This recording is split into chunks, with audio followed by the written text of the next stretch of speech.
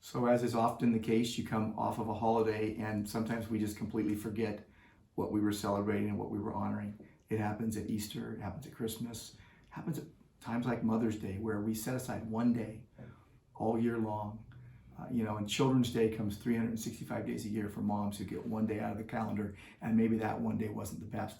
Maybe your kids didn't honor you. Maybe there was arguments all day, or maybe there was just upheaval, or maybe there's just things going on, the aggregate effects of life, such that you really couldn't enjoy a day that was supposed to be Mother's Day. You might even have found yourself thinking, wasn't this day supposed to be to honor me? And I'm serving everyone else, because moms don't even stop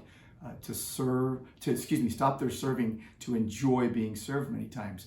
I know when we have family gatherings, I'm always like, ladies first. And they're like, no, you guys go ahead. We're still preparing things. And it's like, moms are like the most unselfish people around. And I realize, though, they're sinners. They're selfish. And every mom isn't the perfect example, but moms are better examples than most dads. Listen, can we just admit it? I think me as a dad of 5, I can admit this, okay? My wife, Angela, is so much better of a servant than I am and does so many unselfish things more than I do. So just, don't be under any illusions, okay? You're probably not. If you know me, you're like, well, we knew that already, right? So here's the thing. In Ephesians chapter 6, you see these verses, and it says this: children, obey your parents in the Lord, for this is right. Honor your father and mother. This is the first commandment with the promise. God intended for fathers and mothers to bring their children up in the discipline and instruction of the Lord.